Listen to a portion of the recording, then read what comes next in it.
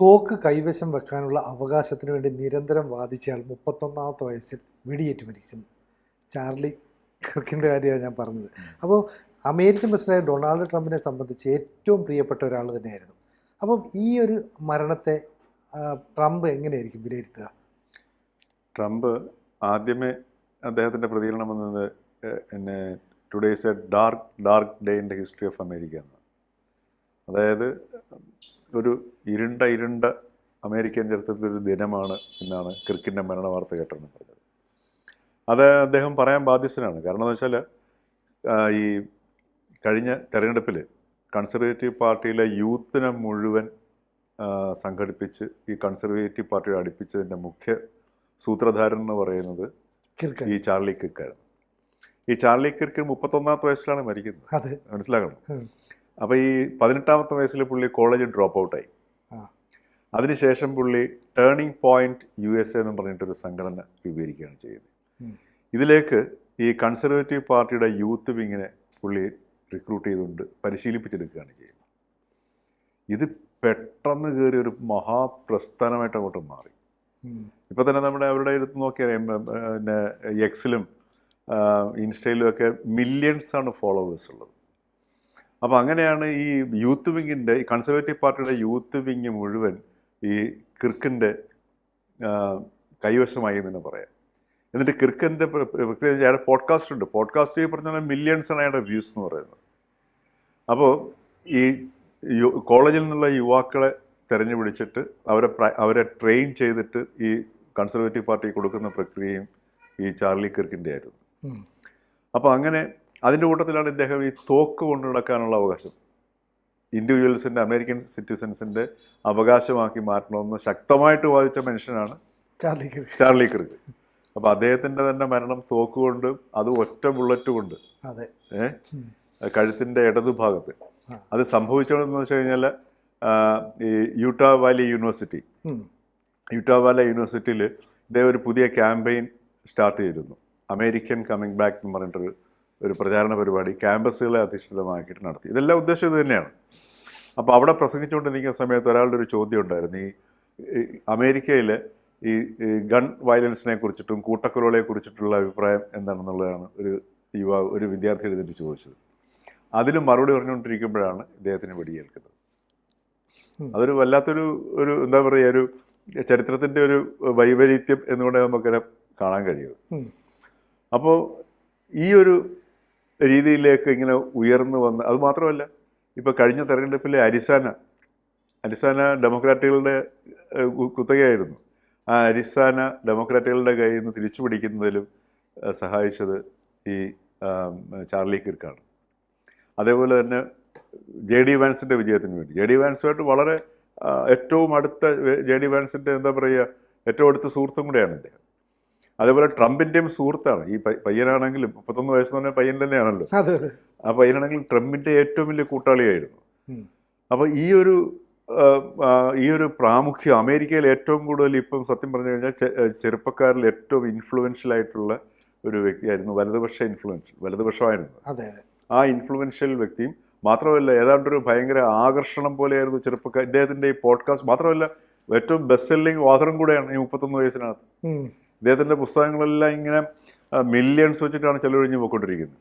അപ്പോൾ ഈ രീതിയിൽ അമേരിക്കൻ യുവതയുടെ ഇടയിൽ അതിഭീകരമായ ഒരു ഹിസ്റ്റീരിയ പോലെ സ്വാധീനം ചെലുത്തിക്കൊണ്ടിരുന്ന ഒരു വ്യക്തിയാണ് ഈ കിർക്ക്. മാത്രമല്ല ട്രംപ് തന്നെ പറഞ്ഞു, എൻ്റെ ഉപദേശകനായിരുന്നു കിർക്ക് എന്ന് പറയുന്നത്.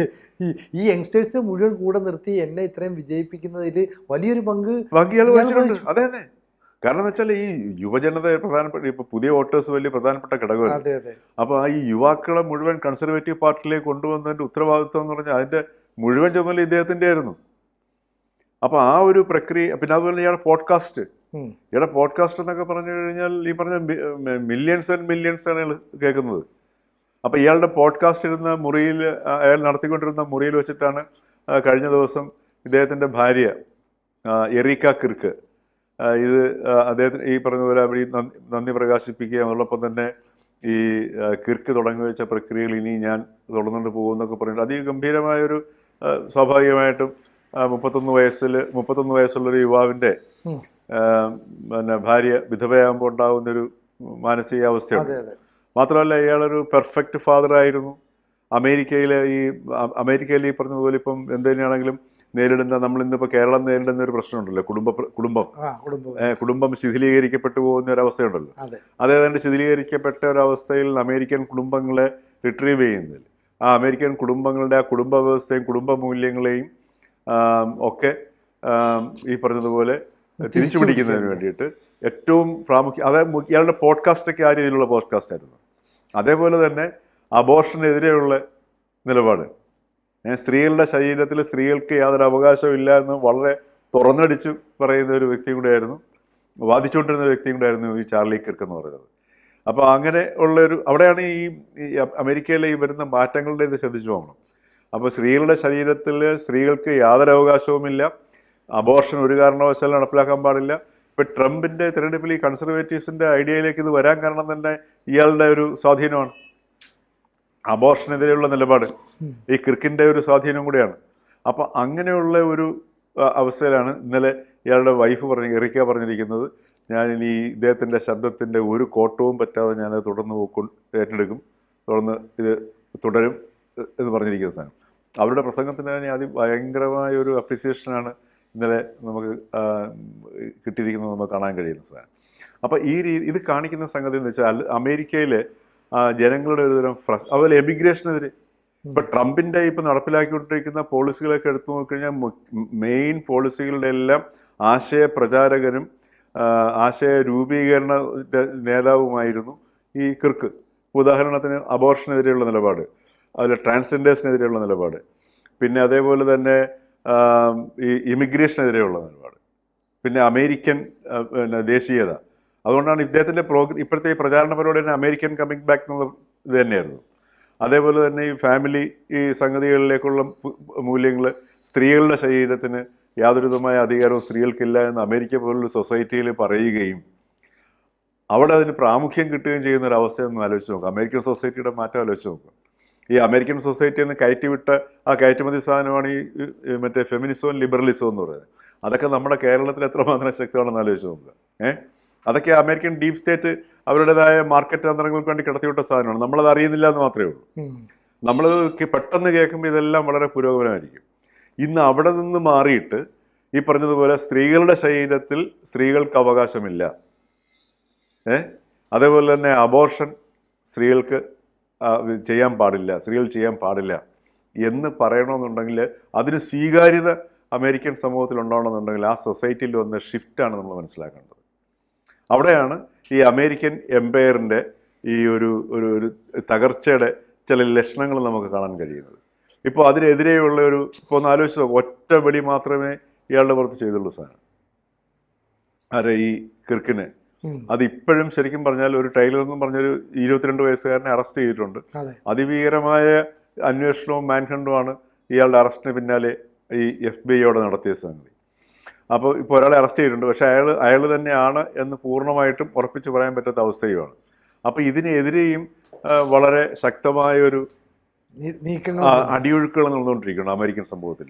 അപ്പോൾ അമേരിക്കൻ സമൂഹത്തിൽ ഈ ഒരു കോൺഫ്ലിക്റ്റ് അടിയിൽ ഭയങ്കരമായിട്ട് ശക്തമായിട്ട് രൂപക്കൊള്ളുന്നുള്ള തന്നെ സംഗതി. അതോടൊപ്പം തന്നെ ന്യൂയോർക്കിലെ നമ്മുടെ പകുതി ഇന്ത്യക്ക് നമ്മുടെ മീരാ നായരുടെ മകനുണ്ടല്ലോ, അപ്പോൾ മേയർ അല്ലേ, പേര് ഞാൻ മറന്നുപോയി. അപ്പോൾ അയാളുടെ വരവ് അപ്പോൾ ഇത് ഒരു ഭാഗത്ത് ഈ പറഞ്ഞതുപോലെ ഇപ്പം കൺസർവേറ്റീവ് ലെവലിലേക്ക് പോകുകയാണെങ്കിൽ വേറൊരു സ്ഥലത്ത് ഈ പറഞ്ഞതുപോലെ ഒരു പ്രോ ലെഫ്റ്റ് സാധനം ഭയങ്കരമായിട്ട് ഇങ്ങനെ ഉയർന്നു വരുന്നുണ്ട് സാധനം. അതിന് ഏത് രൂപം പ്രാപിക്കുമെന്ന് നമുക്ക് പറയാൻ പറ്റത്തില്ല. ഇപ്പം ഇതൊക്കെ കാണുന്നത് അതൊരു തീവ്രമായ രൂപം പ്രാപിക്കുന്ന ലക്ഷണമാണിരിക്കുന്നത്. അതേപോലെ ഈ ഒരു ഭാഗത്ത് മാസീവ് കില്ലിങ്സ് കഴിഞ്ഞ 2024 തന്നെ 2200 ആൾക്കാരാണ് അമേരിക്കയിൽ മാസീവ് കില്ലിങ്സിൽ ഇതുപോലെ ഈ തോക്കിൻ്റെ ഈ കൂട്ടക്കൊലകൾക്ക് ഇരകളായി മാറിയവർ. അപ്പം ഈ രീതിയിൽ അതൊന്നും ആലോചിച്ച ഒരു സൊസൈറ്റിയിൽ ഇത്രയധികം മാസീവ് കില്ലിങ്സ് നടക്കണമെന്നുണ്ടെങ്കിൽ ആ സൊസൈറ്റി എത്രമാത്രം ക്രൈസിസ് നേരിടുന്നുണ്ട്. അടിയിലൂടെ പൊളിറ്റിക്കലായിട്ട് ഈ രീതിയിലുള്ള സംഗതി. ഇതിപ്പം കൃത്യമായിട്ട് ആ പൊളിറ്റിക്കൽ ഐഡിയോളജിയുടെ നേർക്കുള്ള ആ വലതുപക്ഷ പ്രചാരണത്തിന് നേർക്കുള്ള ആസൂത്രിതമായ ഒരു ആക്രമണമാണ്. അപ്പോൾ അതോടൊപ്പം തന്നെ ഇയാൾക്ക് മനസ്സിലാക്കേണ്ട സംഗതി അതാണ് ഞാൻ പറയുന്നത്, വിധി വൈപരീത്യം എന്ന് പറഞ്ഞാൽ തോക്ക് കൊണ്ടു നടക്കാൻ അവകാശമുണ്ടെന്ന് വാദിച്ചുകൊണ്ടിരുന്ന ആ കിർക്കിന് തന്നെ അതേ അവസ്ഥയെ നേരിടേണ്ടി വന്നു. അത് 31-ാമത്തെ വയസ്സിൽ 2 കുട്ടികളുമുണ്ട്. അതാണ് ഇന്നലെ ആ എറിക്ക പറയുന്നത്, ഇയാളൊരു പെർഫെക്റ്റ് ഫാദറാണ്. ഓരോ ദിവസവും രാവിലെ എഴുന്നേറ്റ് ഇയാളുടെ അടുത്ത് ഭാര്യ എടുത്ത് ചോദിക്കത്രേ, ഞാൻ എങ്ങനെയാണ് ഒരു ബെറ്റർ ഹസ്ബൻഡായി മാറേണ്ടത്, അങ്ങനെ അന്വേഷിക്കുന്ന ഒരു യുവാവായിരുന്നു എന്ന് പറഞ്ഞു. അപ്പോൾ ഇതെല്ലാം സൂചിപ്പിക്കുന്ന അമേരിക്കൻ സൊസൈറ്റിയിൽ ഉണ്ടായിക്കൊണ്ടിരിക്കുന്ന മാറ്റങ്ങളും ഈ ട്രംപിൻ്റെ നടപടികളും അമേരിക്കയിൽ നിന്ന് ലോകത്ത് ഒറ്റപ്പെട്ട് നിൽക്കുന്ന അവസ്ഥയും ഇതെല്ലാം നോക്കുന്നത് നമ്മൾ കാണുന്ന ആ വൻ സാമ്രാജ്യത്തിൻ്റെ തകർച്ചയുടെ ശക്തമായ പ്രാഥമിക ലക്ഷണങ്ങളാണ്. യുവാക്കളെ വലതുപക്ഷത്തിനായിട്ട് മെരുക്കുന്നവനെന്നാണ് അമേരിക്കയിൽ ഒരു പത്രം. ഇത് ട്രംപിന് വലിയ നഷ്ടം തന്നെയാണ്. അതെ, തീർച്ചയായിട്ടും. കാര്യം അതിന് തുടർന്നുകൊണ്ട് കാര്യം ഇയാൾക്ക് സ്വാധീനമുള്ള ഒരു വ്യക്തി കഴിഞ്ഞ ദശാബ്ദങ്ങൾക്കിടയിൽ ഉണ്ടായിട്ടില്ല അമേരിക്കയിൽ. അത്ര ഇൻഫ്ലുവൻസ് ആയിരുന്നു. എന്തായാലും ഇയാളുടെ മരണം ട്രംപിനെ ഏത് രീതിയിൽ ബാധിക്കും എന്നുള്ളത് വരും ദിവസങ്ങൾ നമുക്ക് അറിയാൻ പറ്റും അല്ലേ? തീർച്ചയായിട്ടും. കൂടുതൽ വാർത്തകളും വിശേഷങ്ങളും നിങ്ങളിലേക്ക് എത്താൻ ABC മലയാളം സബ്സ്ക്രൈബ് ചെയ്യുക, ബെൽ ബട്ടണും അമർത്തുക.